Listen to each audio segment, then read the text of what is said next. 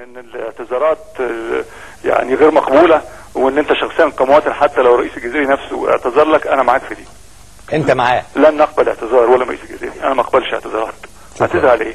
وما حدش بقى يقعد يقول لي قوميه جزائر، معلش انا بتكلم برضه ولا حزب ولا انتماء لحاجه، انا مصري وبحب بلدي وبتكلم كشاب، ودي اخر مش هكلم تاني عشان الناس ما تقعدش تقول كل شويه هيدوشنا. ما حدش يقول لي جزائر وعروبه جزائر طب دي فرصه كويسه قوي يا استاذ علاء. انت شاب مصري، لان الكلام ده كله مصطلحات انا شايف ولا بتودي ولا بتجيب. انت شاب مصري ومواطن مصري ورافض فكره الاعتذار، وهم مش هيعملوها واضح يعني، رافض اي شيء. شايف نعمل ايه؟ اكمل لو سمحت يا اخ حمدي. وبعدين لان في ناس تقول لك في جزائريين كتير بيحبونا. في جزائريين بيحبونا، ده الكلام يعني الكلام ده في ناس من الجزائر بتحبنا وكده، ماشي على عيني وعلى راسي من فوق. هم فين؟ ما هو مش كلام، هم فين؟ ولا احنا كلام قاعدين كده احنا بنحبكم وبنقعد نشرب قهوه وشاي، احنا فين؟ صحيح. طب بيحبونا اتحركوا اتكلموا روحوا قولوا في الجزائر اللي حصل لاخواننا المصريين دول ده غلط وعيب واحنا اخطانا. والله مش نقولها، بس في مجموعه كتاب وفي ناس بيحبوا المصريين، هو كلام هنقعد نتكلم فين اللي بيحبني فين؟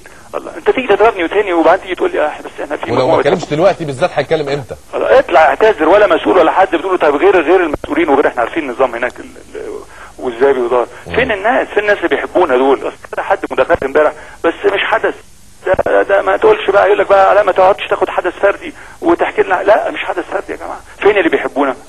مش في جزائريين بيحبونا؟ انت سمعتوا حد من الجزائريين طلع يتكلم غير مسؤولين؟ في ناس طلعت قالت وخدت موقف؟ في يا استاذ علاء معلش اذا سمحت لي، في طلعوا موقف امبارح طلع بيان من مجموعه من المثقفين والحقوقيين في الجزائر رافضين ما حدث. النهارده في الصحف والصحف المصريه نقل مقال لكاتب جزائري كبير رافض ما حدث، وبيقول ان القياده السياسيه بتخبي مشاكلها وراء الكوره بتستخبى فيها وبتحاول تشعل فتنه، فهو ده اللي مخلي الواحد عظيم. لو يطلع عظيم يعني عايزين كده نطلع نشوف جزائريين بيحبونا يعني يطلعوا ويكلموا في بلدهم، يقولوا لهم يا جماعه لا ما يبقاش في خوف بقى. لا بس زي ما احنا هنا في نقد والناس بتتكلم البيان بتاع المثقفين ده كان بيدين الشعبين، يعني بيدين الشعبين في الممارسات العنيفه اللي حصلت ما بينهم، عشان بس حضرتك تبقى فاهم احنا وصلنا عنيفه فين من الاخوه المصريين؟ احنا فين سواء في القاهره، طبعا سيبك من السودان، في القاهره في ايه اللي عملناه؟ انا عايز افهم ايه اللي عملناه في القاهره؟ معلش انا الوقت انا عارف ايه اللي عملناه. لا خد وقتك. ايه اللي عملناه في القاهره؟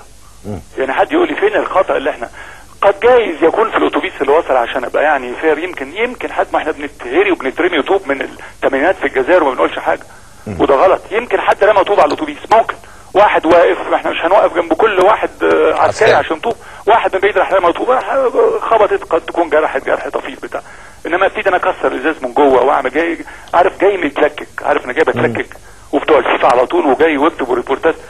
الاستاد بحيي تاني الجمهور اللي في الاستاد كله، جمهور مصر اخواتنا وحبايبنا. صحيح. مفيش حد غلط للدقيقه الاخيره، ما احنا كنا مغلوبين لغايه جول متعب والفرحه اللي دخلت علينا، وبعدين قال لك والاهانه والسيناريو لضرب الجمهور الجزائري بعد المباراه ده هم اتعمل لهم على ايدينا بقى، وشفنا الركاب وخدوهم من طريق ورا من الاستاد وامنوهم وداخلين، والجمهور لوحده فوق قاعدين محترمين ما حدش مسهم، كل احترام.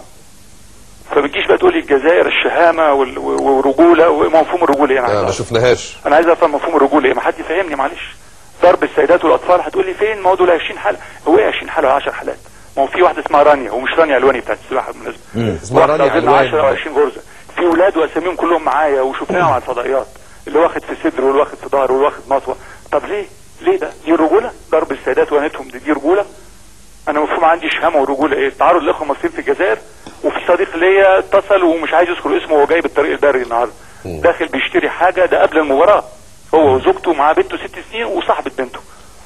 الصراحه الشهامه والرجوله ما عملوش حاجه في احنا كمان شويه يا استاذ علاء في تليفون هندخله لاحد المصريين اللي كان مدير مصنع هناك في الجزائر والحمد لله راجع بالسلامه، وحضرتك تسمع القصه اللي قالها على مدار الاسبوع اللي فات، يعني بجد يعني مش شعر الراس تقف.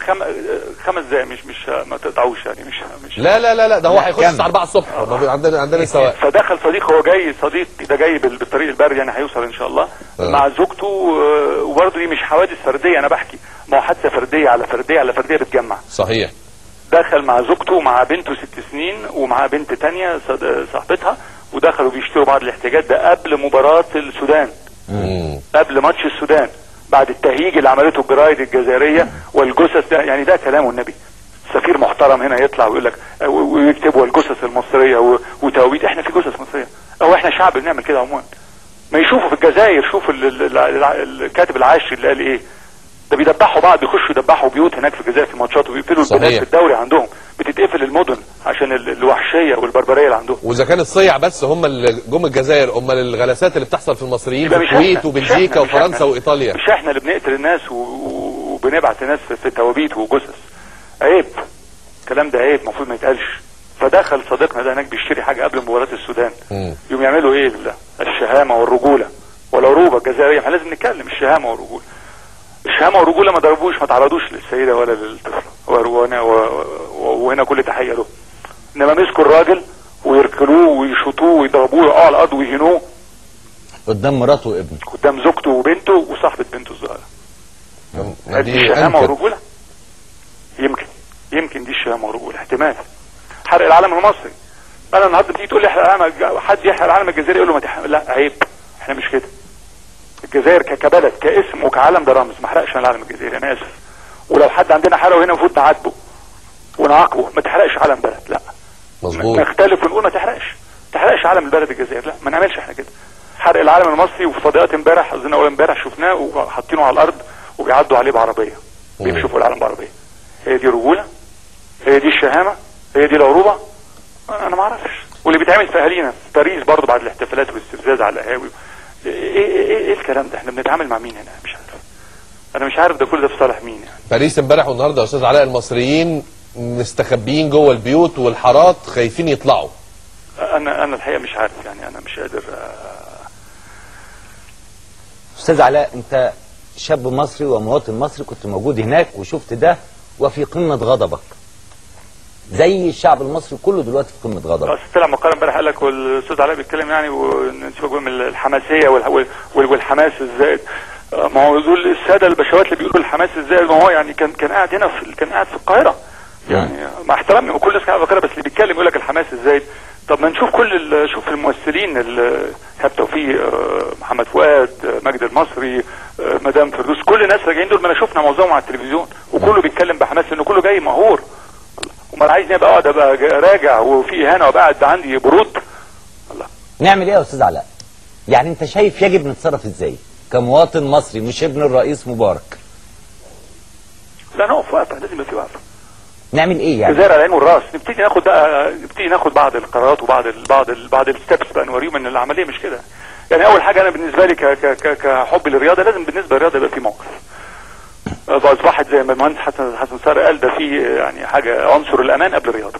ايوه. انا بالنسبه لي يعني كمواطن، انا مش عايز اروح العب اي، وكان اظن كان في بيقولوا لنا في مارس في الكره النسائيه او حاجه، اظن او السرجيه كانت مدام سحر الهواري كانت بتقول لنا على عندها في مارس او حاجه. لا طبعا انا اودي كره نسائيه في الجزائر يلعبوا، ولا اودي اي نشاط رياضي في الجزائر. انا مش عايز، ومش عايز فرقه جزائريه تيجي عندي، ومش عايزهم في ولا بطوله عندي هنا، ولا جود ولا يد ولا قدم ولا كده. ومتهيألي كل الرياضيين اللي كلهم معظمهم في معظم المجالات دي نعرفهم هيأيدوني على كده.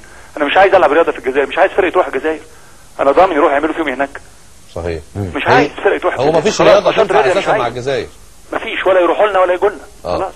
ولازم بقى زي ما قلت المثقفين وكل بقى كل التسميات بقى، القطاعات كلها، كله بقى يقف وياخدوا موقف ونقف يا جماعه، ما ينفعش. طب انت راضي على الموقف السياسي؟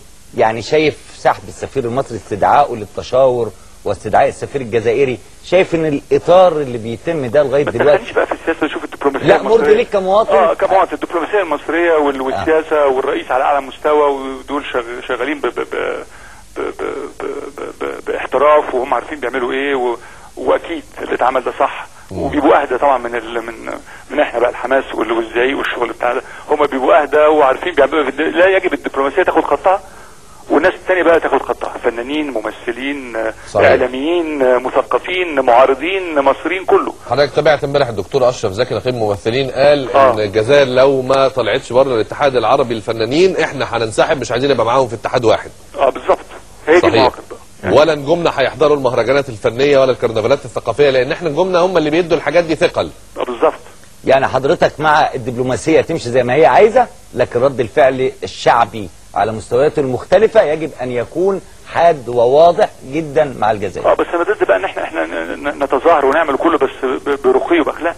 ما نروحش امبارح بقى نرمي ونحرق ونعمل ونبوظ بلدنا، وبعدين البوليس يلتحم مع ابنائنا ونتعور. لا، مش كده يا جماعه برضه، ما احنا لازم يكون بقى عقل، يعني ما يبقاش حماس وثوره ونقوم ونكسر في بلدنا، ما هو ده ما ينفعش. بس كان في ملمح كويس ان معظم الشباب كانوا بيغنوا بلادي بلادي وشايلين علم مصر. طب ما دي الروح يا تامر، ما دي الروح طبعا. وبرضه برجع واقول ما نحرقش اعلام بلاد تانية. صحيح. ما نمسكش علم مصر بيتحرق ويا عم احنا ما نحرقش علم اي بلد. ده لازم يكون عندنا كمبدأ، برضه لازم احنا نبقى اعلى من الناس دي شويه ولو خطوه. صحيح. ما ينفعش كده، البلد بلد وعالم البلد، يعني الجزائر كجزائر كاسم بلد نحترمها، والعالم الجزائري نحترمه. ما اخدش انا بقى هم بيحرقوا العالم اخد العالم انا لا ما اعملش. لا، اسم الجزائر كدوله ليها تاريخ وعلم رمز على عيننا وراسنا بكل احترام. لكن الناس اللي موجودين دول لا بقى الجنرالات بقى والباشوات اللي هناك والصحف، اصل في لا مع نفسهم في بعض القنوات قال لك اصل الصحف دي، انا فاكر في بعض القنوات من كام يوم قال لك اصل الصحف دي بتكتب وبتعمل، ما انت عارف ما دول دي صحف خاصه. صحف خاصه ايه؟ احنا سمعنا امبارح كلها مش حاجه اسمها صحف خاصه في الجزائر.